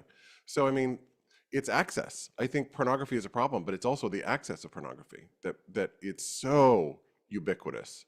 The pornification of culture is a real thing. It's a real thing. If you're just tuning into the Wake Up America show, and over 1,000 of you are over on rumble.com, good morning. I'm Austin Peterson. Glad to have you here. I am joined here on set with my smoking hot redheaded libertarian wifey, Stephanie Peterson. Nice to see you, Stephanie. And my brother, Justin Peterson, is zooming in live from Boston, Mass. this morning. We're glad to have him here. We called today Freedom Family Friday. So I bring the whole Peterson fam together, at least those that are the tech-savvy ones. Jump on the Zoom call today, and we do a 2-hour fun show where we talk about cultural issues, politics, news, economics, personal matters, romance, AI girlfriends, sex, pornography, pretty much anything, all of the above. Musical theater, you name it. It's just a weird variety show on Friday, but it's a lot of fun. And if you're enjoying the content today, do please click the like button and click follow as well. We'd love to have you become a regular guest. We have a lot of fun here Mondays through Fridays, 7 to 9 a.m. Central Time. That's the Wake Up America show's schedule. Today's the special day, the fun Freedom Family Friday day. So if you like Justin Peterson and Stephanie Peterson on set and that's your bag, then make sure you come back on Fridays. But if you click follow, you'll be able to find us again, no problem, if you want to tune in on Monday when it's just me and my merry band of rogues. So click follow, and we'd be glad to have you come back and join us. You need an AI co-host. I do need an AI Well, I could do that, actually. He's so cool. I have the ability to do that, but I just to be too weird. Real quick, only $29 left to go to unlock today's bonus mini documentary. If you'd like to see a true conspiracy, then don't forget to either make those Rumble Rant donations now, or you can go to ap4libertyshop.com, and every purchase that you make counts towards the total as well. So if you buy a couple of boxes of our custom Founding Flavors coffee, then that'll unlock the bonus documentary today. So head on over to ap4libertyshop.com, grab yourself some coffee or maybe a Javier Malay We've got some new merchandise in the shop this week. Benjamin Franklin posters, Ben Franklin Space Wizard, and we have coasters, George Washington, and Afuera coasters for Javier Milei. Yes, so check those out, apforlibertyshop.com. All right, back to the news. So we're talking about declining fertility rates. Pornography might be a factor, right? Contraception, having fewer children later in life, but also there's a lot of uncertainty about our futures, Justin, and in terms of home ownership, student debt, childcare. More. Right. We are the first, my generation, and you're a little older than us, but my generation is the first generation of Americans who will make less money and be less well off than their parents.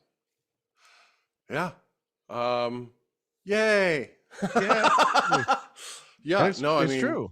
It's not good. That isn't, it's not good. I was reading yesterday on Reddit, it's where all the cool kids go, about one of the questions was, if you make over $150,000 a year, what do you do? What do you do? And, obviously the normal things came up. One guy was like, a doctor, but I don't recommend it. Right. Another guy said, oh, I'm a lawyer, but it's not great. It's not been a great job. So what's funny is like, okay, yeah, these people are making lots of money, but they're still not happier. But then I read one story about a guy who was an HVAC specialist, or I think that's how you say it, HVAC. Yeah. And he ran his own business, he ran his own company. And he said, I make $200,000 a year, and I go in to work on the air conditioning units in some of these corporate buildings where people have college educations, and I make more money than the people that work in this building. We're repairing the AC vents.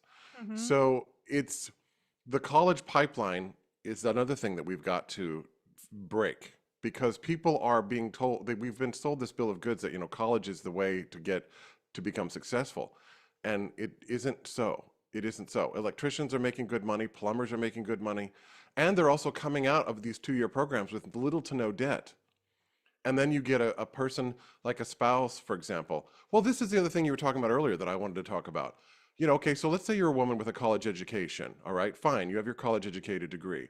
And then you meet a man who's an HVAC specialist, and he makes $200,000 a year. Are you going to want to be with that man because of his career? Probably not. Are you going to want to be with him because of his money? Maybe. But which one's going to win out in the end, right?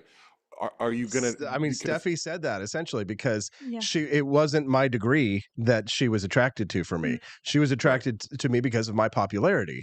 That was the key motivating factor. If I was an HVAC specialist, I would have never caught Stephanie's eye. Well, and you have to be intellectually on the same level, I think. But that's what I'm saying. Like, the other thing too is that women, like the hypergamy thing is real.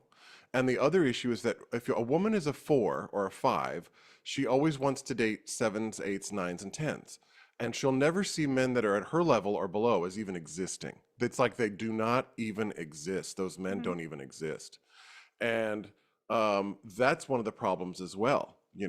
Like you said with the equality situation. It's like equality, you can have a guy with no side hose, or you can pay equally for everything, or I'm trying to think of the other equation, or you can have equality, but you can't have all three. But you can't have all three. Yeah, it's like you can pick two. You don't. If you're going to get a high value male, if a woman wants a high value man, that man has his pick of women. That man has his pick of women. And so you have to be willing as a woman to be in a harem, because that's what's going to happen. If you're going to be with a very high level man. This has been a conversation this whole week you and I were like kind of texting about it, is that women choose polygamy. They would rather be with have many women, be with one man of high value and share him, rather than be with one man and be monogamous with him if he's deemed to be of lower status than her. Correct. Stephanie? I was competing with a lot of women before you and I got together, Austin. Yeah. Absolutely. And I knew that. I knew there were a lot of girls that liked you. Right. And that's what I'm saying. You can't be upset about it. Like, you have to realize that you are one of many lower status females that are vying for the affections of this higher status male. And you have to be you can't say, oh, he won't. No, you don't get that. Hey, Justin, I'm pulling up a chart on the screen. I'm going to send it to you in the Zoom chat, so you see if you can possibly pull it up. I'll also, if you can't pull it up there, Justin, and maybe you Yep. can look at the Rumble, just look at the Rumble video. Say one thing Yeah, though go ahead. about why I would want our daughter to go to college. Yeah, go ahead. Not really for the education piece, Mhm. but so that hopefully she can meet somebody. You know, I want her to meet friends. Yeah. I want her to meet a nice man or woman, whoever she chooses, obviously. Mhm. So it's like for the social piece, I think college is just so good for that. You cannot get tell that you- experience anywhere else.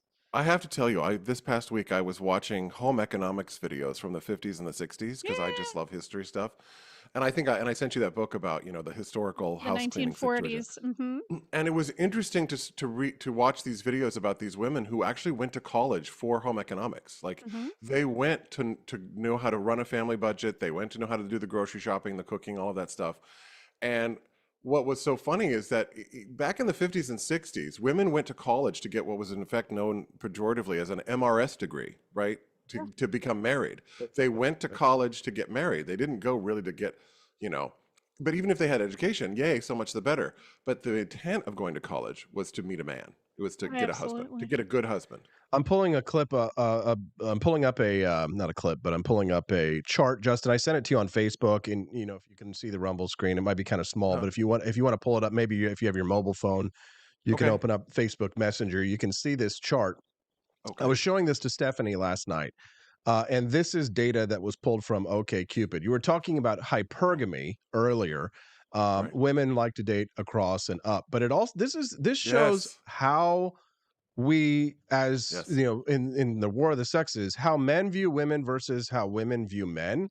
And the easiest, most succinct way to say this is that most women don't like most men. Most men do like most women, right? If we're talking about population decline, we have a bit of a problem because it's not just that women don't like most men, it's that most women find most men to be ugly. And when I say ugly, I mean literally ugly, because when you look at this data here, you can see how men rate women. It's pretty evenly dispersed. So 16 plus 6, so about 21% of women are ugly to men. And about 15 to 16 or so, about 20, same amount they find to be very attractive. That's right. And about average falls there in the middle, but it's not the same for women. No. The way women look at men is that 30, 40, 50, over 50% of men are ugly. 20, 35. So about 35 to 40% of men are average, right? Less than half. And then only 2% of men are what they might call hot, right? Like very attractive. But here's the thing. Notice that on the most attractive, meaning like a perfect 10, that to men, about 6% of women are perfect 10s.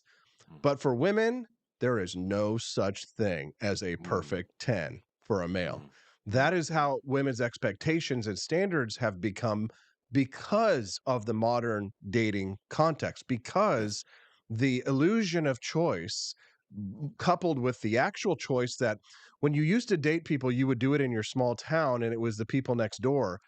Now, if you're a Nebraska 9, you get on an airplane and a basketball player in Los Angeles flies you out, right? So like you've just been removed from the dating pool in Nebraska in that small town.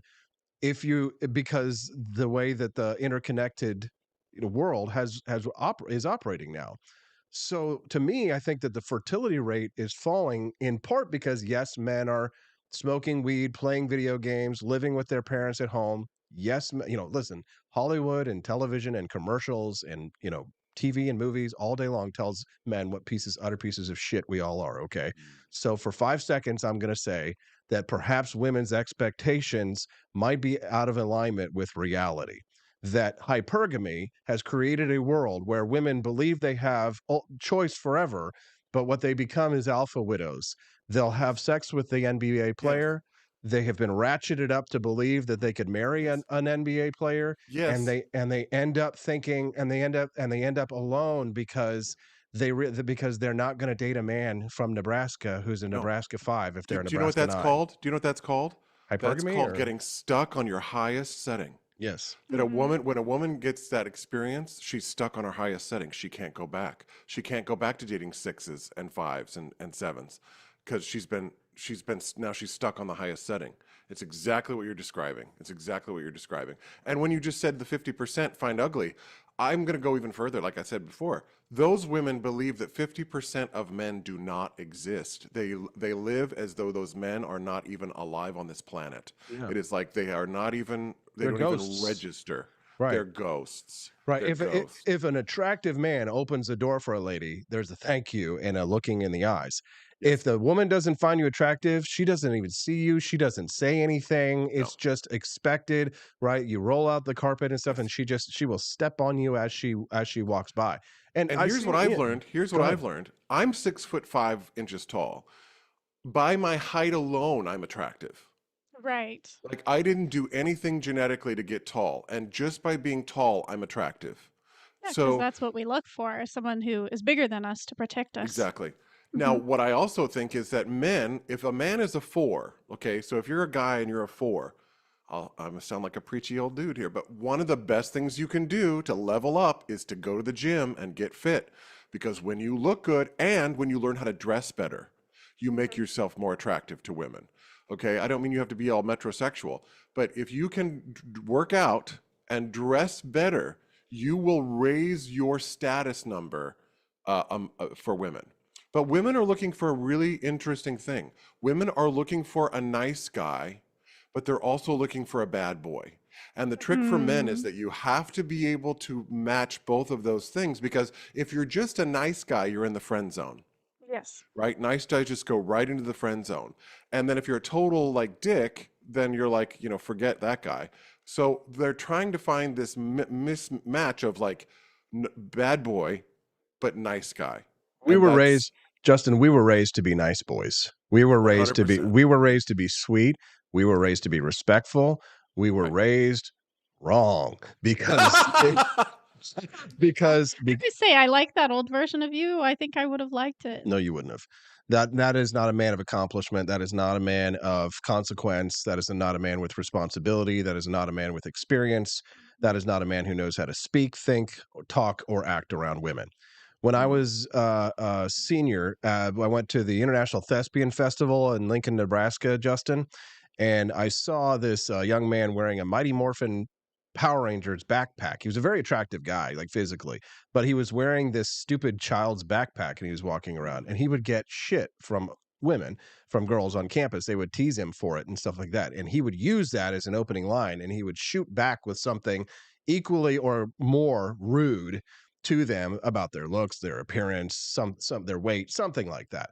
But what I found was that he was pulling the women doing this.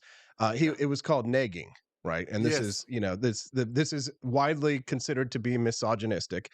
I don't give a shit because it works. And men, if they want to get women, need to stop listening to what women don't like and stop letting women tone police them. And if you actually want to be with a woman rather than alone, you have to look at what women do, not what women say.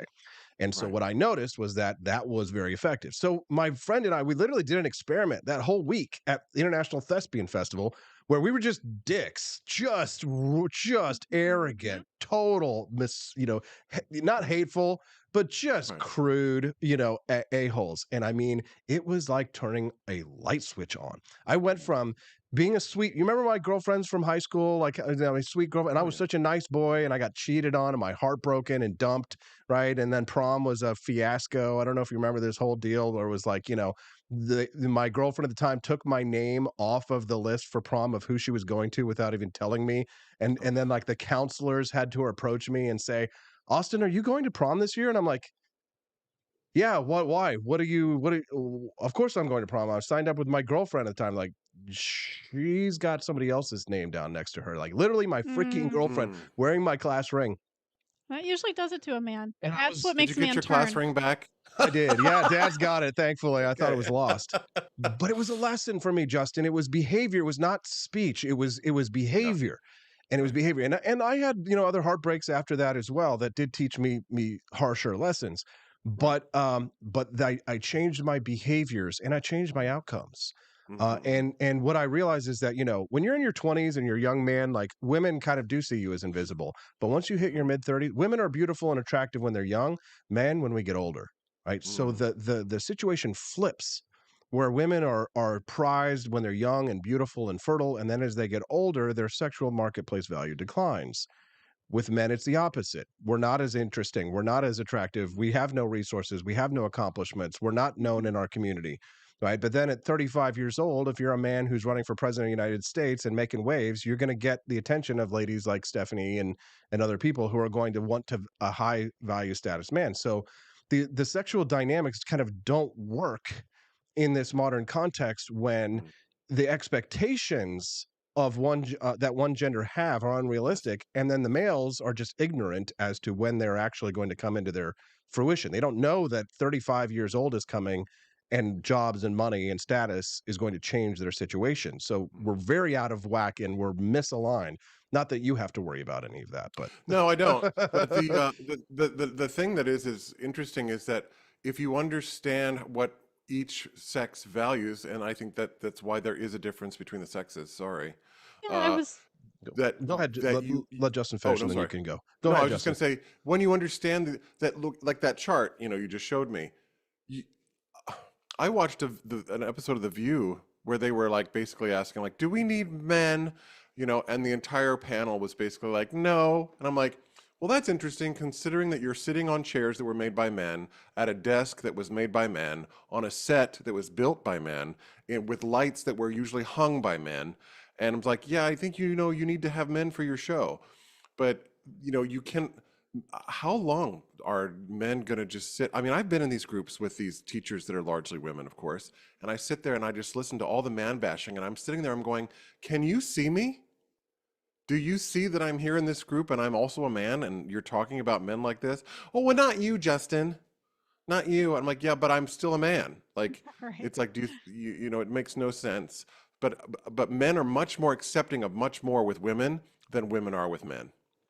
And I don't know if that's evolutionary. Maybe that's evolutionary. Maybe that's the protection of children or something like that. The women have to be much more selective. Women do have more power in the selection process. I do think that's true. They have all the power of the selection process. Yeah. So I was actually reading more research about men and women and how they view attractiveness. And so for men, they're biologically programmed to look at things more visually. They're more stimulated visually, whereas women care more about how you make them feel. So that's why in the bedroom, right, it's like women need more of that emotional connection in order to kind of loosen up, whereas a man, the moment he sees something he likes, he's on, right? So it's like, it's really interesting because in the research I was reading, it was saying men and women both do value attractiveness, but men actually do a little bit more per the research studies I was reading.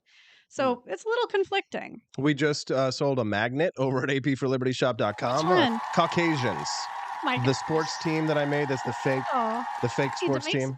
Magnets. That's a good idea. Yeah, it looks like the Redskins logo, but it's a white guy and it says Caucasians. So thank you to our supporters for heading over to AP for Liberty Shop and making those purchases, because we now only need $12 more to unlock today's mini documentary. We're basically almost there. Almost there. Yes. If you want to see, if 12 of you can give $1. Yeah. Then you'll get to see today's true conspiracy. And if we don't unlock it, then it goes away forever. We don't want that to happen. So make your Rumble Rant donations. If we get $12, we're in. And then you get to see it before we go today. We're speaking to my brother, Justin Peterson, live from Boston. It's Freedom Family Friday. My wife, Stephanie Peterson, is joining us live on set as well, talking a little bit about the war of the sexes and America's population decline, talking about AI girlfriends and boyfriends, the economy, et cetera, et cetera. If you'd like to weigh in and have your opinion heard, you can text the show. 573-319-1586 is the text line. You can text us anytime. 573-319-1586. But Go ahead, I was Steph. just going to say, that's why, what I was reading in my research, it does make sense, because thinking about that guy with the Ninja Turtle backpack, girls still go after the guys who are kind of mid, but who are goofy, because they love how they make them feel. they like the guy that kind of gives them a hard time and makes them feel more mysterious.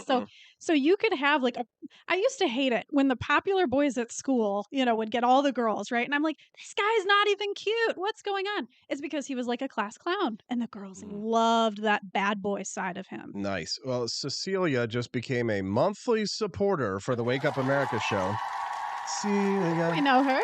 She's a regular. She's a big supporter. Thank you, Cecilia, which means that now we've only need $6 more until the end of the show to unlock the mini documentary. More than halfway there. Come on now. Thank you, guys. We appreciate it. Thank you for your support, Cecilia. We appreciate you. Cece, the lovely Cece. We appreciate it.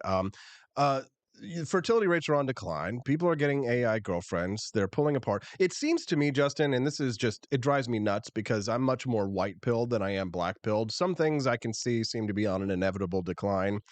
But it seems like the loudest voices in the room are the ones who are telling us or who are predicting disaster. Yeah. I get so sick of it. Whether it's Tucker Carlson or whether it's the left and MSNBC and Rachel Maddow, the loudest voices in the room are always the ones predicting the end, the decline. America is falling apart. Things are terrible. But it's not just the elites who are living. Sometimes what we really need to do, Justin, is probably just, beep, boop, turn off the TV. Turn it off. Turn it off. I do have a question too after this discussion. Yeah, go ahead. Go ahead, Stephanie. Oh. Okay, what's worse, corn or watching AI girls? Isn't it the same real thing? Corn, real women corn or AI corn? Which is worse for the brain? I think we've already passed the point of not saying porn, so we were saying it earlier, but because when people are saying porn is so bad for our soul, blah blah blah. So is AI porn better for our soul, or is it worse for our soul? Well, you'd be surprised because there's a whole world of people that don't even look at human beings. There's a whole Tumblr subculture of people that are only into drawings and furries and anime things and stuff that has nothing to do with humans at all. I know one creator on Patreon who creates art, and he makes over $100,000 a year, and he makes animation. Like that's his whole thing, and he makes buku dollars doing it. And there's no humans in it whatsoever. Like there's no people in it at all. I don't want to keep getting distracted, but because there's 1,400 people watching the show live right now on Rumble, good morning, everybody. And there's so many new names that I'm seeing over in the chat. I want to welcome them because we've got our regulars, Nelson65, John Knox, Levin is here, Barney Styles. But then I'm looking in there and I see ANNVRT, no idea what that is, Dad Bod Baboon, funny, Tara Streletzia is here as well. Ike giving a shits, which is hilarious. So all these new, and runs with scissors. I'd love it if you guys would click that follow button over on Rumble so you guys can find us again and watch the Wake Up America show Mondays through Fridays, 7 to 9 a.m. Central Time is the schedule. So I love seeing all the new names and faces. We like to be welcoming to our new guests. So welcome to the show. Glad to have you here, and thank you for commenting and participating. Talking a bit about the population decline here in the United States. So, a lot of this is probably psychological. To some extent, we are being manipulated, though, Justin. When you say, oh, people don't think that there's a future, and that's certainly what this Wall Street Journal is saying. Part of this is legit conspiracy, right? Where don't have a child because climate change, right? Right. That is a legit conspiracy against us, is it not? It is. No, it's called degrowth. That's the name of it. That's what they're calling it. Cutting down on population, reducing, you are the carbon that they want to reduce. It's the idea, Yes. So yeah, and it's not only that, Austin, but it's that psychological nihilism as well, right? It's just this idea of nihilistic belief, that there is no hope, that everything is terrible. But that, again, as you said, that gets eyeballs and that gets a lot of clicks. Because fear is it's always been a very powerful motivator for controlling of people. COVID 2020. Making people very, very frightened is a very great means whereby you can control the mass populace. By the way, we do sell a shirt over at apforlibertyshop.com that says "You are the carbon they want to reduce," and it has an image of a guy farting. So, yes.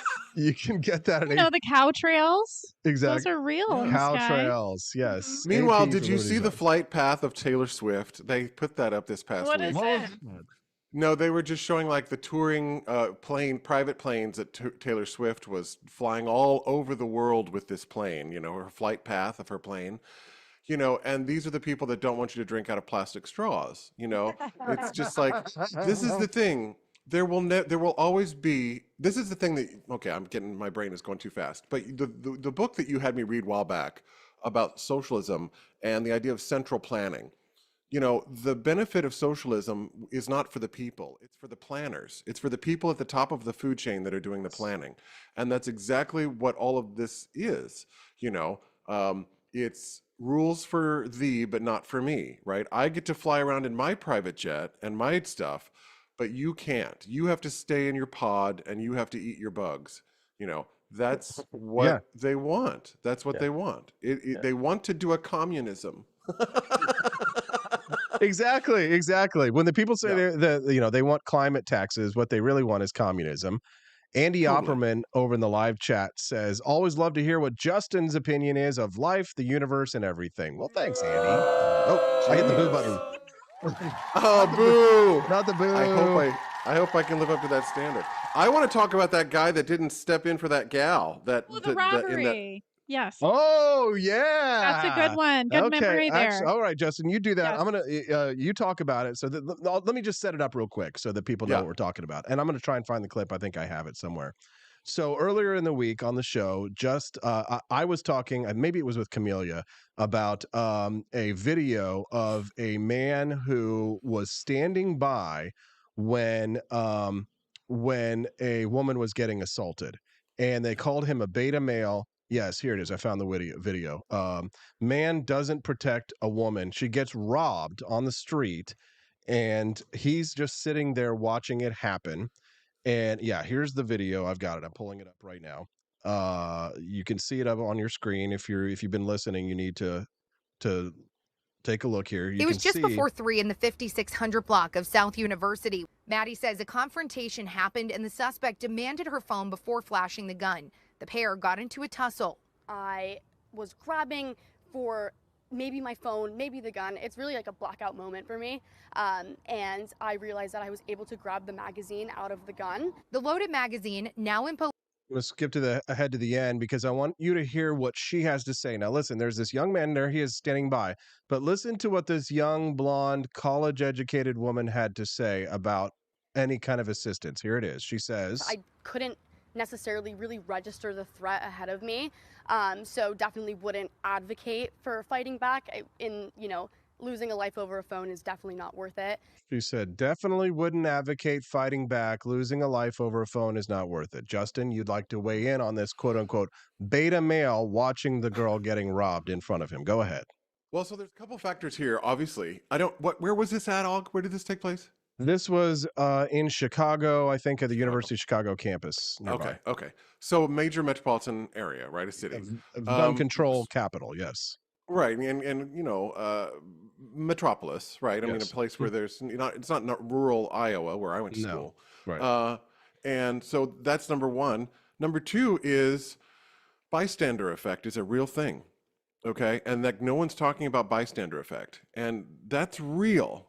That is a real psychological phenomenon that occurs when people see something that's going on. People don't interact. It's the general default of people not to interact when things happen like that. Like Kitty Genevieve's murder experiment. That's exactly what I was going to say. This woman was being murdered and nobody took the call to action. That's exactly what I was going to say.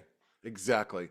That she was in somewhere in New York, one of the boroughs of New York, crying for hours out to have people come and help her because she was being attacked and stabbed in the street. People opened their windows. People were like, what's going on? Nobody came to her defense. And she was being stabbed in the streets. So bystander effect is real. And they've actually experimented with this in laboratories. And people don't act. When things like this happen, people freeze. And it's only the benefit of the armchair evaluators here who are sitting on their computers going, well, I would have stepped in. No, you wouldn't have. You probably would have had the bystander effect as well. because people in those situations don't know what's going on. They don't know, does he know her? Are they related? Are they boyfriends and girlfriends? There's a million things that go through your head when you're watching this. Austin, you had this same experience in New York City with a woman where something was going on with some crazy homeless woman, and no one around you did anything. No one around you stepped in at all. Yeah, right. and I'll never forget that day. I was on my way to work at FAO Schwartz, and I was actually to the right was the Plaza Hotel there at 59th Street and 5th. So a very right at the corner of Central Park. So very crowded. The Apple Store is there. I mean, there's people everywhere, and this old lady is walking across the street in front of me, and this homeless lady covered in dirt from head to toe makes a beeline at this lady and starts like getting in her face and screaming and like throwing her hands in this old lady's face. And this old lady just turned around, and I was the nearest man near her, and she just looked at me. She didn't say anything, but the look in her eyes was quite obvious, was, help me.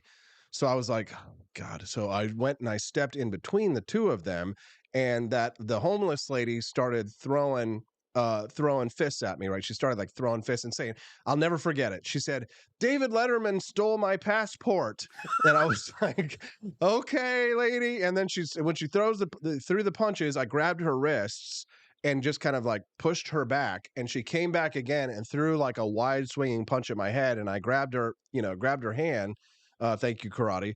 Grabbed her other wrist, and then unfortunately, I had to kind of throw her back, and so that she fell back down on her butt. And the old lady who was standing behind me and was like clutching on to me and stuff, and it was kind of like impeding my ability to defend myself. And she's like, thank you, and I'm just like, what are you doing, lady? Get out of here, I can run, right? And so then she finally took off and stuff, and I was able to get away. But that would happen all the time in the subways, I mean. Sure. People don't do anything. But here's the thing. So that brings up the story of Daniel Penny, right? So the NYC subway death of Jordan Neely. This is another reason why it's a bad idea for men to do this. One, because you can now be prosecuted for it. That's right. And two, because those, just like that liberal college educated female had to say, they won't appreciate you stepping in to save them, many of them. They'll call you a racist colonizer killing a black man or doing violence to a black man because you are the oppressor and he is the oppressed as a mentally ill homeless man and things like that. So, and if I have a child, if I have a wife, I will put my life in danger to protect my wife, to protect my child. Absolutely. But I don't think every woman on this planet is deserving of me throwing my body on the fire, so in order to stand in between them and the problems that they're voting for, Justin. Well, yeah, and I just wanted to put the idea of the bystander effect in because there are other factors at play besides our political agendas. There is human psychology, which is not beholden to Republicanism or Democrat, whatever. We are human beings. We're apes at the end of the day. And we behave in certain ways because we are still apes. And the understanding of that, I think, gives a much more nuanced view than just attacking some guy who we have the benefit of looking at dispassionately out of the situation and going, oh, well, I would have done this, that, or the other. You don't know how you would react in a conflict or in a crisis. That's one of the things that's so difficult about human behavior. We often can't predict how people will behave in certain situations. So to sort of look at this and armchair it and go, well, he should have saved her. I'm like, no, absolutely not. He probably was operating with bystander effect, and we have no idea what was going through that guy's head, Right. Even our karate sensei taught us that even if you master all of your skills, you remember 50% of what you learned in the actual moment. Exactly. I mean, people will go through a crisis and think, oh, if that ever happened to me, I would freak out. It's amazing how people, when they're in situations like car accidents or things, can have an extremely, almost unhuman level of calm and be like, oh, my legs are missing, but I feel really calm, because that's how shock works, right? We go into this protection that's given to us by Mother Nature to like, go, oh, I'm very calm. Or like we could be sitting in a car that's just turned upside down and we're like, oh, I'm in my seatbelt. I'm okay. I mean, I can remember when we were in a car accident, Austin, and some lady came over, like we had just been like T-boned, and some lady that from our church or something had come over through the broken glass window, with her cell phone, was like, "Do you want to call your mother?" And remember, Mom was in the hospital, and I was like, "No, I'm okay. I don't need to call my mom right now. No." You just go into this weird state when crises happen, and of course, people that are watching it on the TV are not in crisis, so your brain isn't working the same way. More than that, the question, do we men have a moral responsibility to intervene, to protect women who are in danger in public, to save the damsels in distress? Boy, that's a great question. If we were in a society that valued social cooperation and there was a good social feeling among people, I would say in some situations, yes. But it depends on the circumstance, I suppose, at the end of the day. I mean, a man would have to size up the other person and say, could I take this guy? There's sort of a situation where it's like, is this guy bigger than me? Is he going to kick my ass? And he said at the end of the day, is it worth it? Is it worth it? I don't know. Right. I mean, I don't think I'm entitled to have anybody help me, no matter the gender. And I agree with that girl in that if I were in a situation, because I think about this a lot, even knowing karate skills, even, knowing some gun skills, if somebody had me at gunpoint and wanted my phone, I would give it to them. I would not put up a fight. I would let them go and have it, because it's like, I cannot fight a gun if I'm not armed myself at the moment. But that's what they teach people when they work in retail. I mean, anyone who's worked in retail knows that if a robber comes into your store, they don't want you to fight the robber because they've got insurance for the product that they sell in their store. And your life is more valuable than those products. So, you want to protect their stuff. That's what you learn when you're in retail. You just learn like, I mean, my wallet, here's my wallet. I mean, I can go home and cancel my cards. I mean, that's, it's not worth your life. I mean, in some ways, I agree with her argument that, like, a phone isn't worth a human life. I will argue with that. I mean, at the end of the day, it's just a phone. A child is, though, a family member is, though. Yes.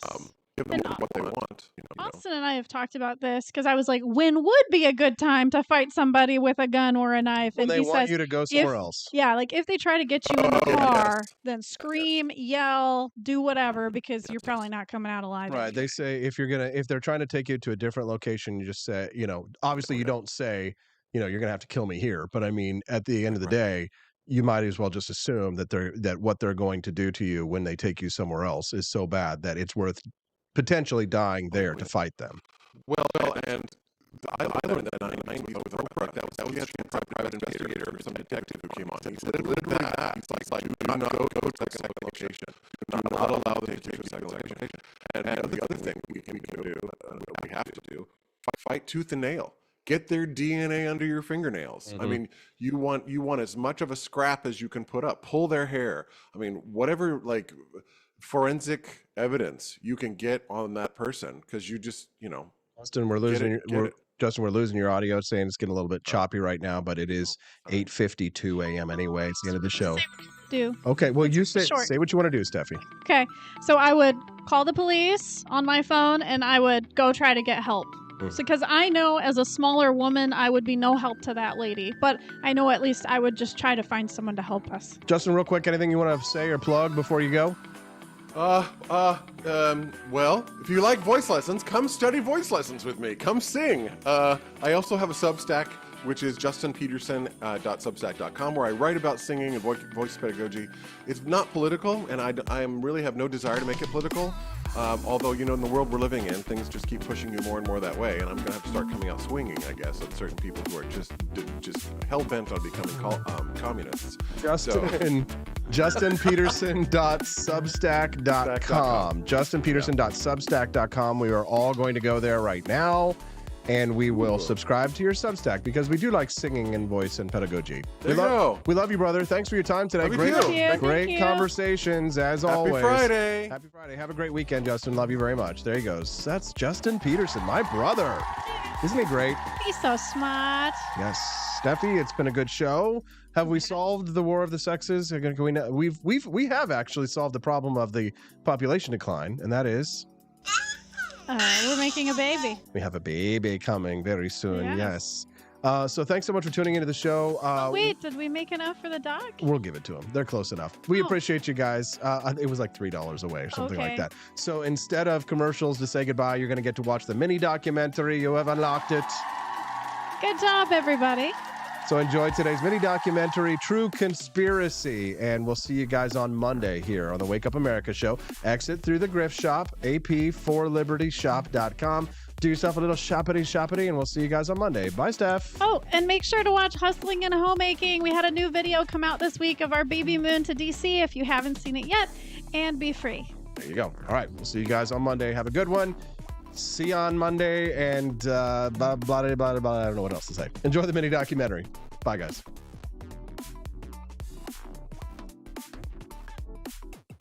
Wake Up America show bonus content looks at another true conspiracy. The CIA's appalling human experiments with mind control, MK-Ultra.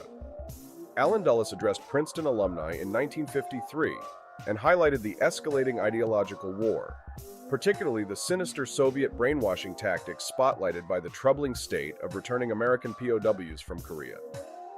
This set the stage for a new kind of warfare, brain warfare.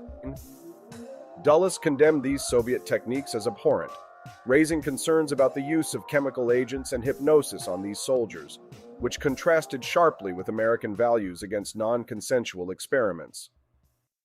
This period in the 1950s saw American paranoia about brainwashing peak, fueled by stories of manipulated GIs and dramatic headlines. Cultural works like The Manchurian Candidate explored themes of control and conspiracy, reflecting societal fears. The notion of brainwashing offered an explanation for communism's rise, framing it as a battle between American mental freedom and Soviet mind control, clearly demarcating ideological lines akin to the Iron Curtain. Just days after his speech, Dulles initiated MK-Ultra, a top-secret CIA program exploring mind control through various means, ostensibly to combat these Soviet tactics. MK-Ultra experimented with drugs, electroshock, and hypnosis on diverse subjects including soldiers and prisoners, often without their consent, contradicting the public ethical stance Dulles had proclaimed.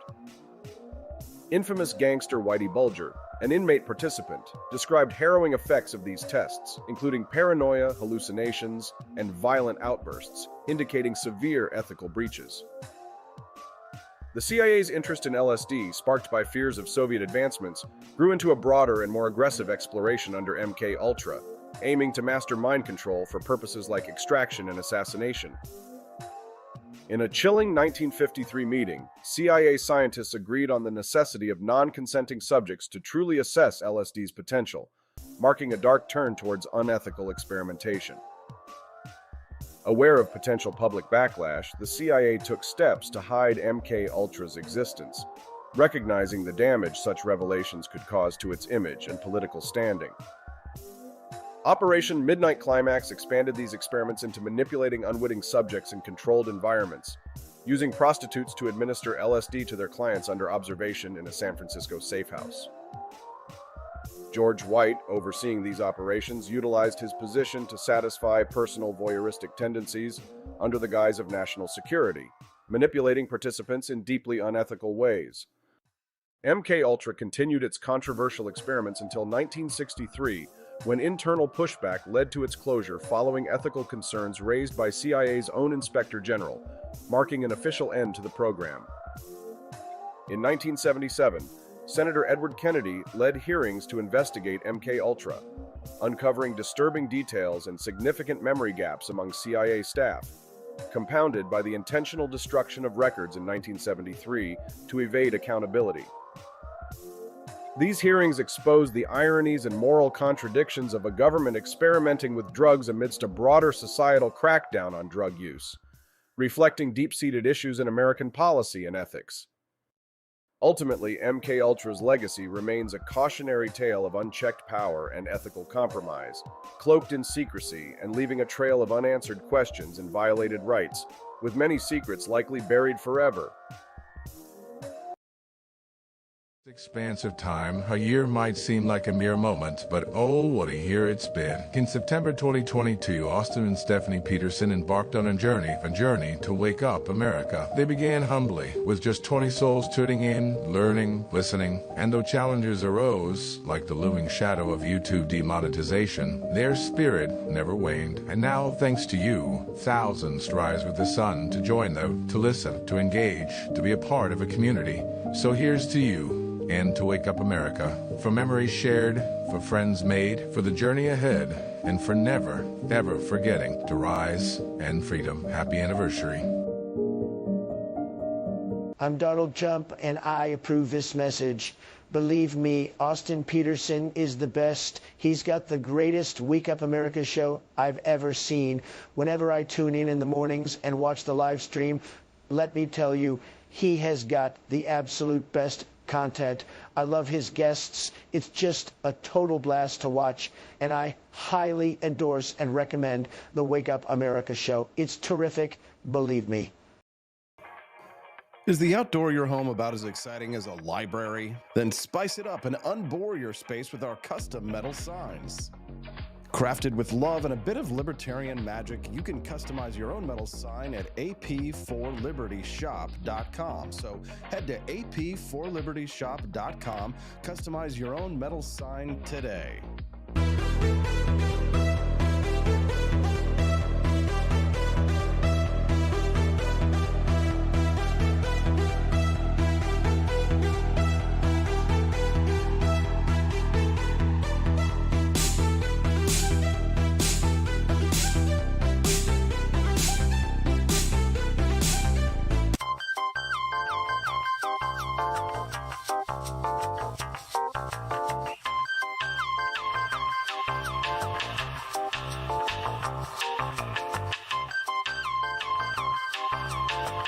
Welcome to a world of vocal discovery at Peterson Voice Studio. I'm Justin Peterson, here to guide your musical journey. Envision a place where your voice reaches new heights, where every note tells a story. We embrace all singers, from the enthusiastic shower vocalists to aspiring stars, ensuring each voice finds its unique rhythm and tone. Are you ready to elevate your voice? Visit petersonvoicestudio.com and sign up for remote lessons tailored just for you. Let's begin this melodious journey together.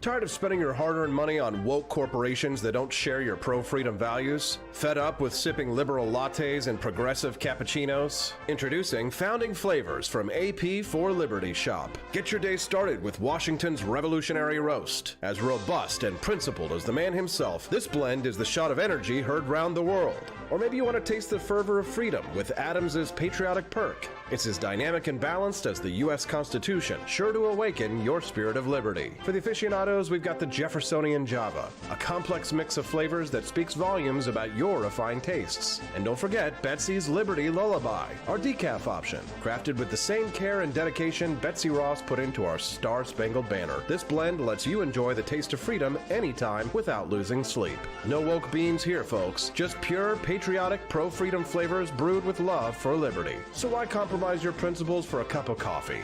Stand up for your values, perk up your patriotism, and start your day the American way. Get your Founding Flavors at ap4libertyshop.com.